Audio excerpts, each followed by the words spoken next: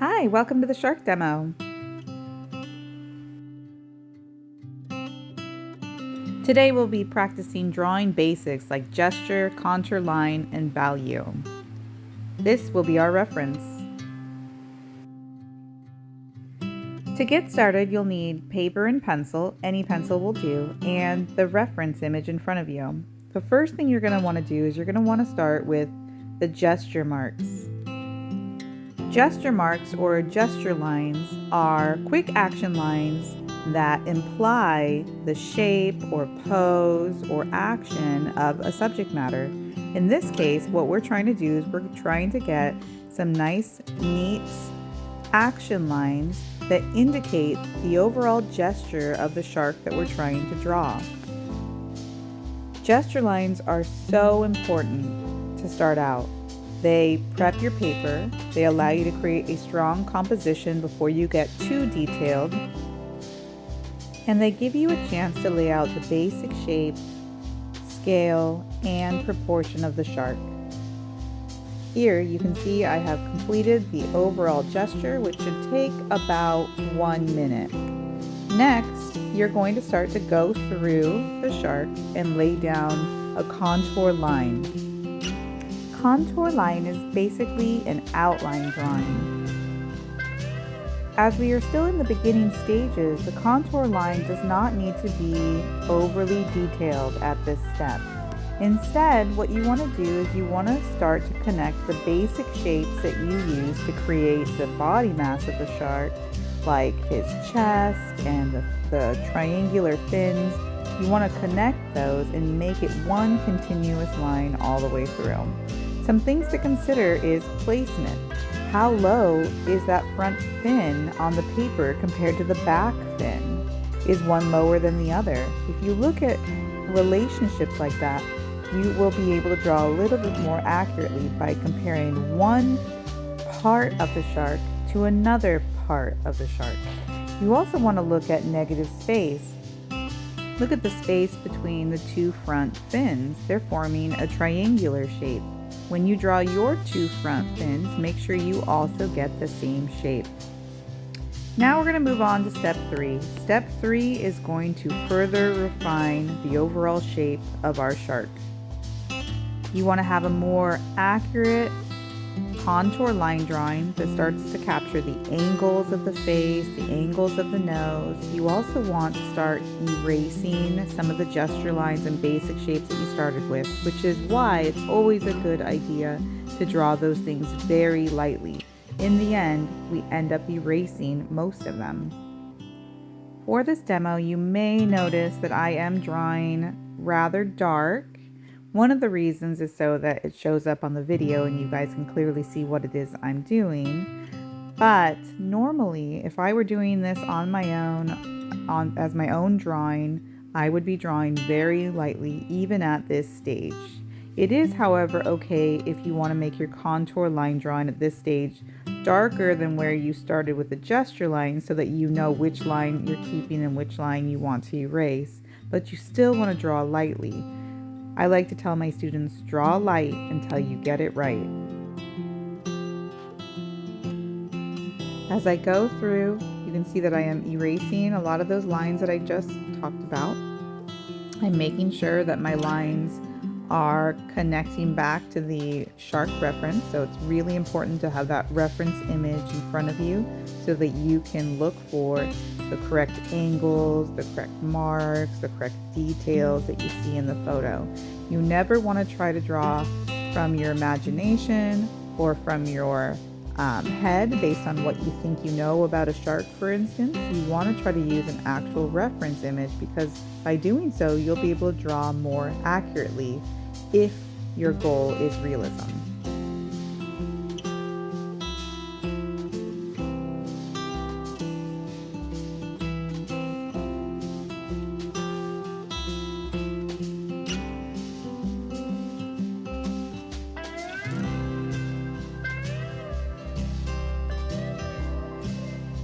Here, I'm going to try to set the eye up properly. I'm going to compare where the eye lands in relation to where the teeth are or where the start of the mouth is based on the photo. By comparing placement of one object to what you know about another placement of a feature, it will allow you to draw more accurately.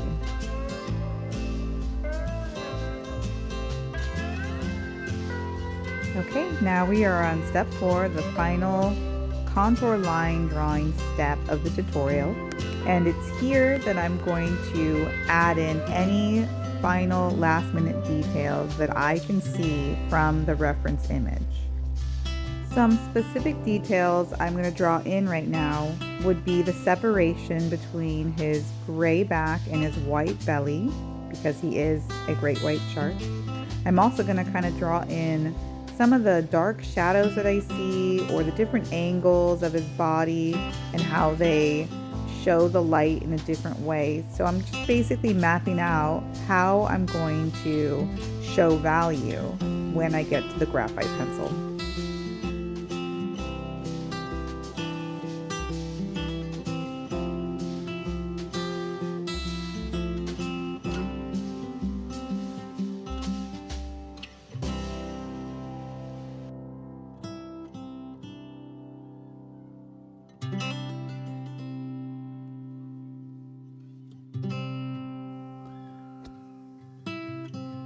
All right, I think I am happy. I've mapped out where I'm going to place the dark values. I have a nice clean contour line drawing. The next step then is to move on to graphite. What you'll need for this step is a graphite pencil. If all you have is a number 2 pencil, you can still get the job done. I recommend, however, that you use a 6B graphite pencil. You'll need an eraser and then maybe some blending stumps as well. To better understand what a 6B pencil means, let's draw together a small little graphite pencil scale so that we have an understanding of where a 6B pencil lands. First, let's draw the middle pencil. That would be an HB pencil. You might even put a number 2 pencil, the kinds of pencils we use when we take tests. That goes right in the center. From the HB, you can go right and you can go left.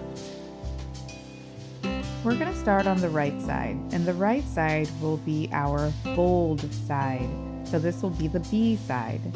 From HB, you get a pencil called a B, which turns into a 2B. Then you can have a 3B, a 4B, a 5B, a 6B, and beyond. We're going to use a 6B for this project. On the left side, we'll have the H's. H, we're going to say, stands for hard lead. You start with an H, then you can have a 2H, a 3H, a 4H, and beyond. The B, we'll say, stands for bold because the B pencils create a nice bold, dark value. The reason these pencils create a bold value is because they have a soft lead. It almost melts onto the paper. The H's have a hard lead, and because the lead is hard, it creates a light value. It doesn't go down onto paper as easily. So if you're trying to create really light values, any H will do a good job. I like to use a 6B, even for my light values though. As long as you're really careful, you can still create light values. And to put this into practice, what I want you to do now is find an open space on your paper, and we're going to create 2 value strips. Value strips are small little practice studies that artists do to create a nice range of value possibilities when they're working with mediums. For the first value strip, I'd like you to create a long rectangle that has 5 boxes in it. And then for the second value strip, I want you to create one really long rectangle.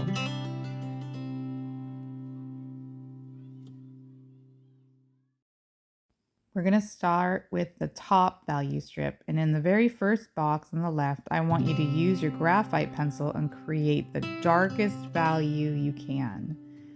Using a 6B pencil, you should be able to create a really nice, dark, bold value. In the next box, you're going to create a medium dark value.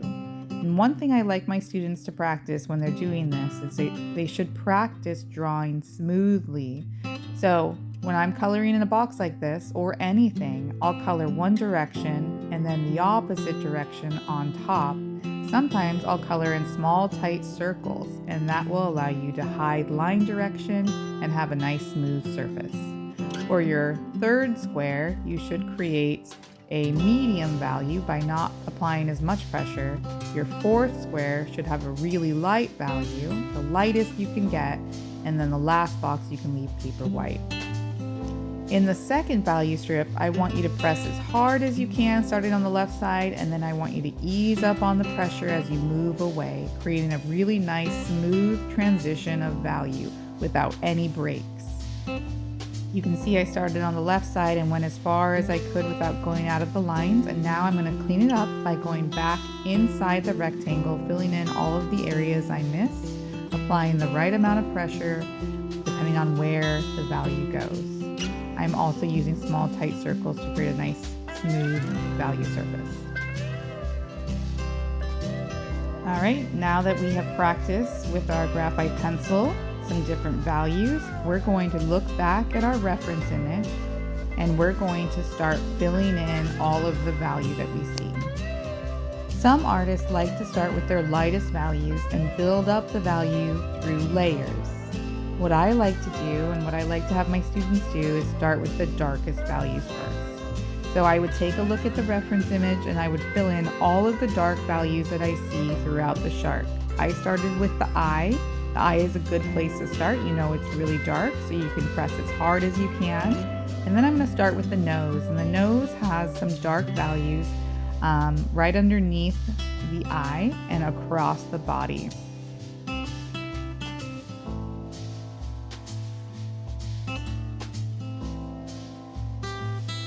As I start to move on from the nose and the eye, I'm going to apply kind of heavier pressure where I see those dark values, but then I'm going to ease up on the pressure and allow it to diffuse into a lighter medium, into that medium value. I'm just going to continue to work for a while, looking for the darkest values, pressing hard with my graphite pencil to achieve those dark values, and then allowing those dark values to transition into medium values slowly and carefully. As I'm working throughout the shark, I want you to also take note that I'm making sure that my surface is smooth, so I'm coloring in small tight circles and I'm not rushing and I'm not scribbling.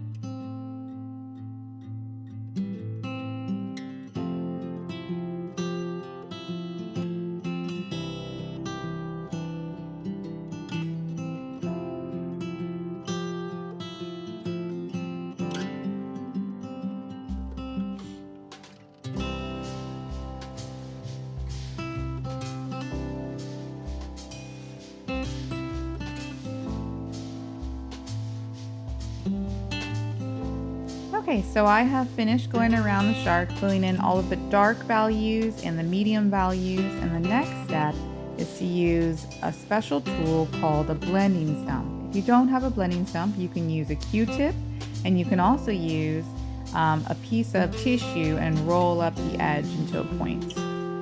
Before you use your blending stump, it's probably a good idea to make sure that there's no leftover graphite or charcoal on the tip of it. I usually take a piece of scratch paper and rub off the end just to make sure.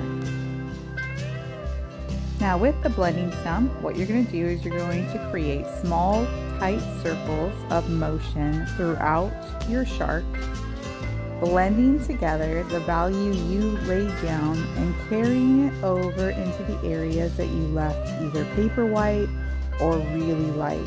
And what this does is it blends together all of the value and creates a really soft, smooth surface.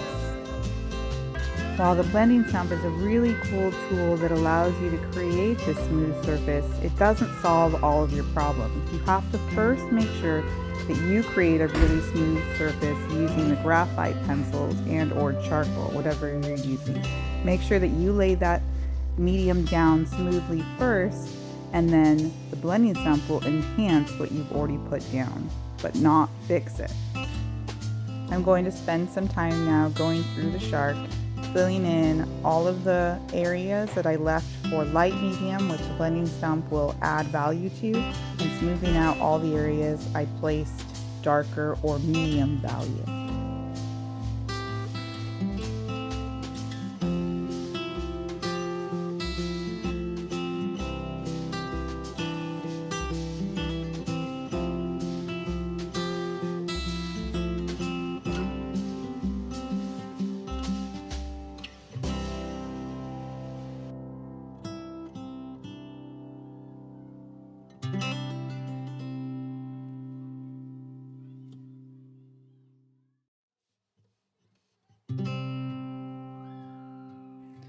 Okay, now that I have finished smoothing out all of the value with the blending stump, the last thing I'm going to do is I'm going to pick up my graphite pencil and I'm just going to go back over some of the areas of the shark that have dark value that was kind of rubbed out or lessened, because the blending stump does take the graphite and move it away. It kind of lifts it. So I want to just make sure that some of my areas still show that nice dark, bold contrast. So I'm going to add in a little bit more value with the pencil, just to add a little bit more character and detail.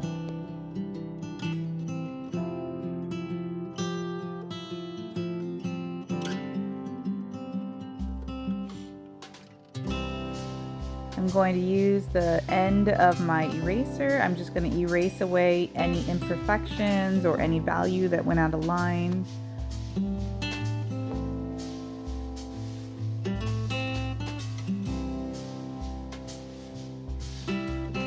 And then to add just a little bit more character, what I'm going to do is I'm going to use the very tip or edge of my eraser, and I'm going to create these little eraser lines, these wavy lines across the top of the shark.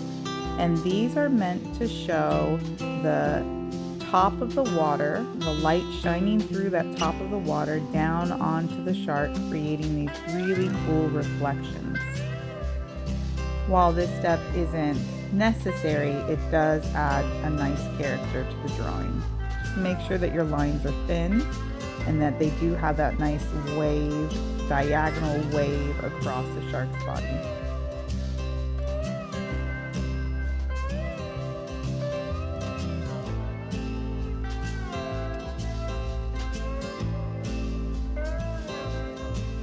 And that's it, you're all done. Thank you so much for watching.